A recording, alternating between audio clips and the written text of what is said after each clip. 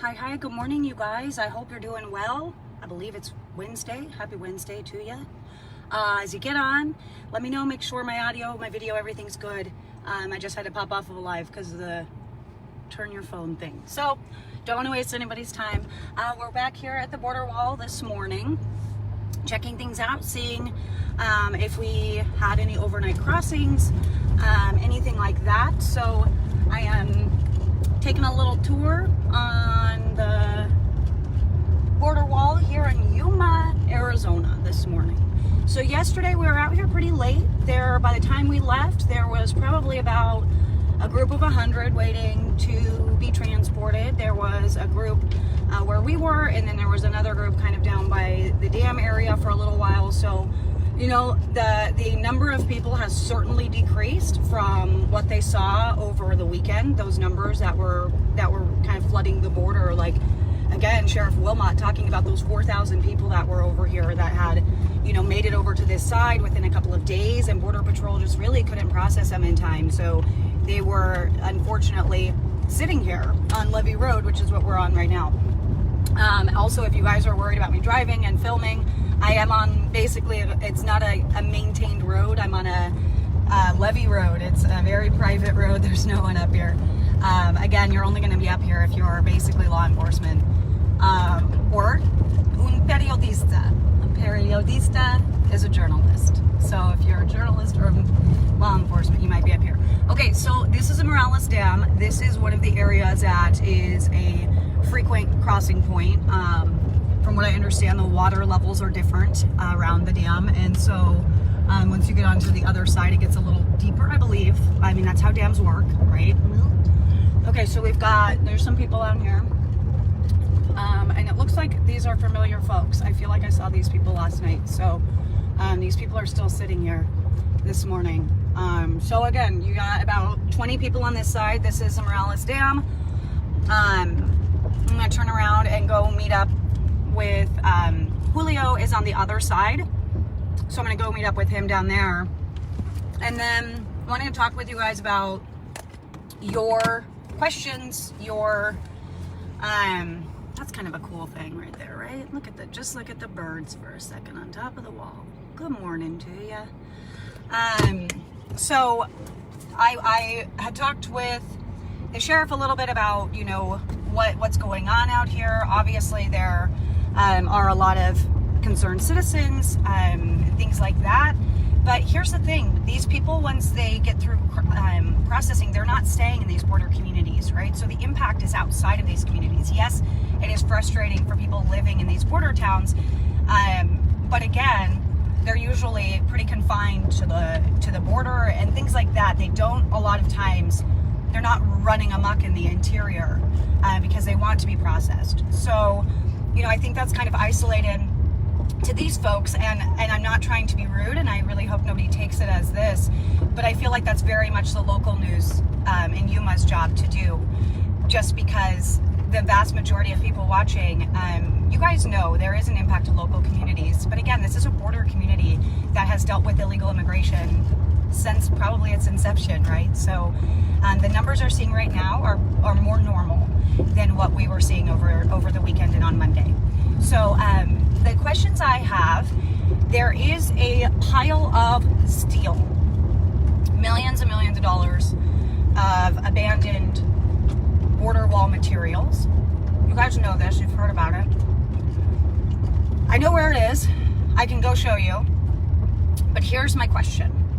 And this is a legitimate question for you guys, and a legitimate question I asked my mom last night because we were discussing kind of the angles here, if I should stay in Yuma any longer, if the numbers are back to normal. I'm not a sensationalizer, and I am not a person to extort people and just look at the migrant. I'm not going to do that. So if there are, 50 people here, it's time to go. So there are a couple things. So the border wall materials that are sitting there, it is something to me to see it for myself and to confirm that it is in fact out here. That would be my purpose of going there. I do believe going out there it would surely create more divisiveness, because I think that it's a very frustrating point for a lot of people. I just don't really know the benefit. So if you guys want me to go to the abandoned steel pile that is sitting along the wall, basically, after the wall's construction was halted, I can go there. Yeah, so we can discuss that, figure that out, let me know. Again, I feel like, sorry, I'm being a diva. I feel like it is one of those situations where there's not a lot of, it's like the cost reward, right? Is it going to do anything other than make people more mad, and there's nothing, it's just sitting there. So I'm not sure. Just let me know what you guys want me to do. Yeah, people have seen it for sure. I just didn't know if you guys wanted me to go there myself, because a lot of people don't believe what they see on other people, on media and stuff. So if you want me to go there, I can try to do that. Another thing I was contemplating doing was going to one of the NGOs here and seeing if they're helping people, things like that. But are you guys interested in that? Is that something that you care about? Because whenever I go to NGOs, there's more frustration. A lot of people get frustrated that these organizations are helping. So, but it is part of the story. So is that something that you want me to cover? Again, I'm down here with you, for you. I'm curious, so I'm gonna dig and cover, what I am curious about. But we're all in this together. So yeah. So someone asked how they have all this money to cross. So, I talked to a Venezuelan set of twins last night, brothers, and they had said that they saved for a little bit, and their journey was pretty easy. They hopped on 3 different planes, basically. Flew from Venezuela straight into Cancun, from Cancun to Mexicali, from Cancun to Mexico City, from Mexico City to Mexicali, and then they took a bus across to Yuma. So, yeah, they said that they saved for a little while, before they made the trip, and one of them was a lawyer and a professor. So, and I said, sir, you're a smart guy. You're a smart man. You're a lawyer. Why are you doing this, the illegal way? And he just said, there's no way that they can afford to go through a legal path of citizenship in Venezuela. And so that was interesting, because it's like, well, then how could you afford to buy 3 plane tickets? I don't know. I mean, citizenship obviously costs a lot longer, or costs a lot more. But just interesting. So I did talk with him last night. Check out my live. I pressed him a little bit and I'm like, why not do this the legal way, right? That's the question. So somebody did say they don't want me to do anything that further polarizes this country. I get that. I'm very mindful of that, and that is why I say I'm in the middle all the time, and I'm objective, because that is literally what is the definition of a journalist. When I say I'm an objective journalist, that's actually redundant. It's like the same. Well, it was supposed to be. It just hasn't really been that way, right? Hasn't been really that way for a little while. Okay. So yeah. Okay. So the other thing, I just got some intel from a source, off kind of an anonymous source, that, okay, so we know MPP is back in place. We know Remain in Mexico is back in place. But, I mean, this is in the information. We were talking about this a little bit yesterday. It's only being implemented in certain areas along the border, and it's not necessarily in the busiest spots. It's not being implemented in Yuma. I think it's in Brownsville. I think El Paso. There's a couple different sectors that MPP is being really implemented and carried out. So the intel that I got is this: Border Patrol are told that they can only turn away 30 people a day under MPP. And this person that reached out to me was like, that's a drop in the bucket. What are 30 people gonna do? So really interesting. And I think the other interesting part of it is the fact that there are these legalities to, these groups of people, and the human rights legalities that they still have to adhere to. And as the Border Patrol, they have to legally read anyone they intend to charge a crime with their Miranda rights within 6 hours, okay? Some of these folks were sitting out here from 11 a.m.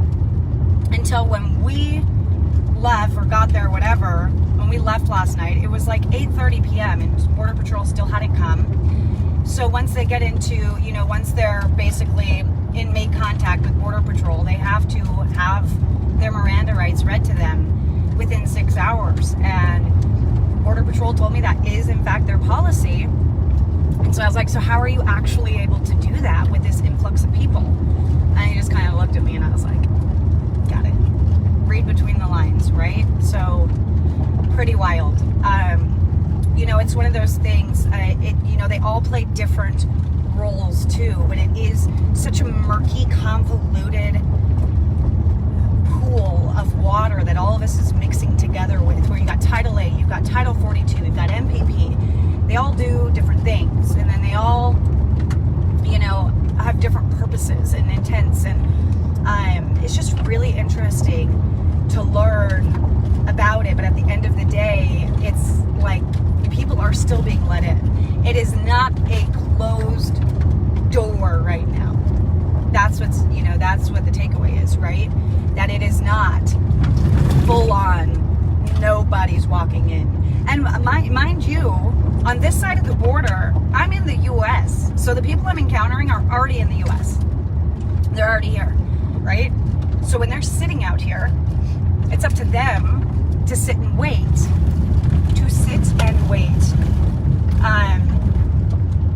So pretty wild, because they could just walk off into the interior if they wanted. I mean, that ruins their chances really at, being able to self-surrender and get that asylum claim through that process. But they could absolutely, if they wanted to, just go. And some people have splintered off, just like the sheriff told us yesterday, and started walking on their own. That's very real reality. We've seen that. We've seen people, like, where are they going? So, someone asked if the guy that I talked to, his name is Jose, if Jose was willing to be a lawyer, or if he was trying to be a lawyer in the U.S. Jose told me, basically fighting back tears last night, again, go watch the live, he told me he's willing to do anything. He'd say he's willing to wash cars, he doesn't care. He's willing to do anything in the U.S. And he said it was a big decision for him to do this. And he has kids that he wants to work and make a life for. And yeah, again, not my place to judge. But I'm going to share their stories. And I outright told him, I cannot help you, sir, with anything other than sharing your story. So, it is what it is. It's a tough reality for them. Okay, so we're coming up in a little bit. We're going to come up to the other kind of border crossing point. Just talked to Sheriff Wilmot before I got on this live. He is playing catch up with a lot of paperwork and things at the office this morning. So I'm going to gallivant around a little bit on my own and then debate the next move. So I might go out to the steel pile. I'll decide after this. I'll look through the comments and see what you want to. So it costs too much to come here legally, but not to give up his career, Barb. So it costs too much to come here legally, but not to give up his career, apparently. And that, it's really interesting, right? Like the mentality and just the brother he was with his twin brother, with his wife and their 2 kids. And, they just, again, by their story, it's pretty much an economic claim, which by way of our congressional law would not be valid for asylum. It's not a refugee claim. Wanting a better life, not fleeing persecution, but wanting a better life. That's not a refugee. You're not being chased out of your country or threatened or, that kind of thing. So it's a tough one for sure. But what I think is interesting about, excuse me, the guys that I've talked to, I found a lot of documents ripped up, dumped around, all of those things, and I didn't understand. We've been like, why? And there's speculation of why this is happening and why they're doing it. And one of the migrants told me it's because it can hurt them more than it can help them. So this is the other area that they have been congregating a little bit. You can see probably 20 people in this little area here. Good morning. These are, I think some of those are the same people. And they wave, and again, they're in the U.S. right now. I'm not gonna treat them like cockroaches. It is what it is. If someone else wants to do that, that's their prerogative. Wow, that's so pretty. Look how beautiful. Arizona's really beautiful. I haven't ever been down to Yuma. I don't know if you guys have traveled down to Yuma much, but it's really beautiful down here. And it's nice because it's not super humid. Okay, so let's see.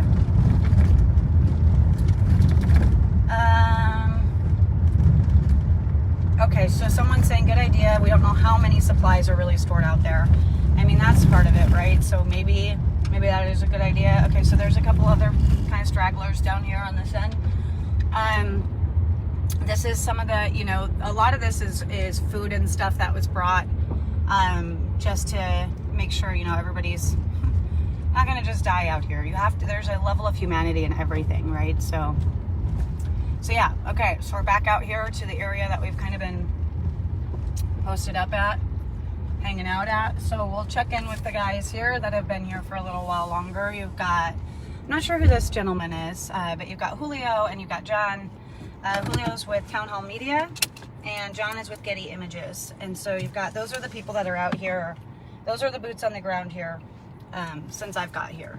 So there are a couple of, you know, people out here, but there's no mainstream media out here. So, you know, one of the things the sheriff was telling me is that some of the farmers out here are pretty frustrated because this is obviously a really rich agricultural area.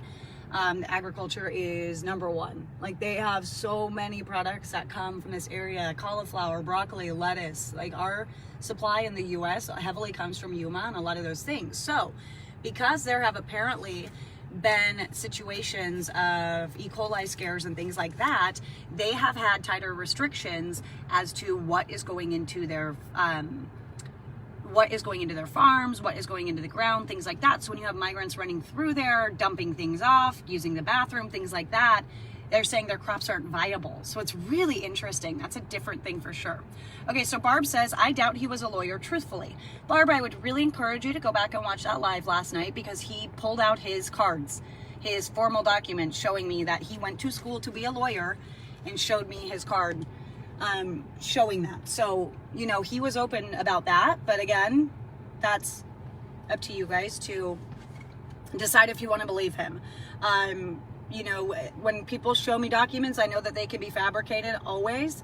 But again, that's for border protection, and that's for people that are in that space to make judgment, not me. So I'll show you what I find always, and then that's up for all, you know, all of you guys to make your own determinations. So I'm gonna pop off here. Looks like this is really dying down, so I think I will probably, it sounds like people do want to see what's going on with all of that abandoned materials. So I'll probably head in that direction after this, maybe stay out here for a little bit and then go and look in that area. So stick around, my friends. Thank you very much for following along on this journey. It's been a wild ride. It is, you know, how news goes. You know, the sheriff reaches out directly, says we need help, we need media coverage, please come down here. 4,000 people, poof, gone. Now there's a very normal, you know, amount of people here right now. So there is no part of me that's out here to make this into something it's not. So yeah, we'll see what the next moves are. Thank you guys so much. I appreciate you. And I will talk to you soon.